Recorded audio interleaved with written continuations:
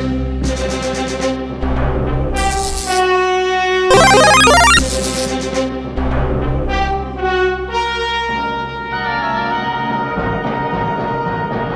up, bitches? Hello YouTube and all who inhabit it. Greetings from the Stop Motion Reviewer. Today we're going to be taking a look at the Refraktor Reconnaissance 3-pack. This 3-pack comes in its Generation 1 toy-accurate color scheme as opposed to the animation-accurate color scheme of the average retail release. This set also comes with additional accessories that really help to fill out the camera mode. The first accessory that isn't related to the camera is a little figure called Crimzeek. This was a character that appeared in the episode Go Figure Crimzeek, where he was an electric parasite that possessed Autobots and Decepticons to do things that they wouldn't normally do. As opposed to the other accessories that do help out the camera mode a lot more, this camera mode includes a flash bulb, a top of the camera which I'm not sure the name of, and a camera grip which includes a button and an aperture dial, which doesn't actually rotate unfortunately due to the fact that it's just sculpted detail. I don't normally animate the boxes in my reviews because I don't find them to be very important, but upon taking this figure out of the box, I noticed that the box is a very Collector Club exclusive-esque design. I absolutely love how this feels like you're buying a vintage camera, and when you open it up, you pick up the onion shell, and there's no twist ties or annoying crap to get in the way. All it is just a little shell with the camera mode fully intact and all of the pieces put in there nice and securely. This is the care that Hasbro should be putting into the Selects line, but unfortunately they don't because they just slap pretty much every figure they can inside the line, despite the fact that it's fairly significant to collectors and not some obscure third-party weird reference throwback to one episode. Despite the very different color schemes of the individual figures, this camera mode maintains a level of symmetry that really reflects that it's one cohesive piece. This camera mode's actually tricked me a couple of times into thinking it was a real camera someone left on my desk. I've heard the phrase robots in disguise before, but this set really takes it to the next level, because I really do get confused with this camera mode.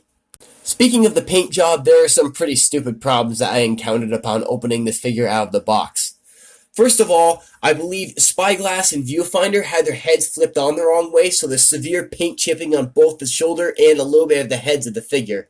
Transforming them the wrong way and then packaging them like that shows a really kind of a rush carelessness that I didn't feel should have been present in the $80 3-pack, exclusively meant for Generation 1 nostalgic collectors. It is packaged well, but if it's transformed the wrong way, don't put it in the package and just leave it like that.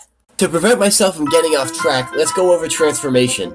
The transformation on the figure just involves uncrumpling the figures from just being 3 individual boxes, taking all the parts apart, and then unfolding them into a much taller robot mode. I had to say, in terms of the transformation, I actually am really impressed how much they managed to really compress themselves down into tiny little 2-inch boxes. They are pretty small for deluxes, but they really managed to dense down every single ounce of their weight into a tiny cube, and I love them for it. I do actually love how the extra parts incorporate into the robot modes to really give them their own identity. The only problem I have with this is that some of them don't quite fold out all the way like they should, and I really wish they could have made them not only additional body parts for the figures to make them identifiable from one another, but also weapons. The articulation is the exact same without any of the armor on, but some of the articulation on a couple of the figures does get pretty severely hampered because of the way that things don't quite unfold out the way that they should. The posability on the figures also improves quite a bit, not thanks to differences in articulation, but thanks to differences in the looks of the figure. They look so much more like an awesome team of individual bots with distinct personalities, as opposed to just clones. Yay. But altogether, this is what I'd recommend.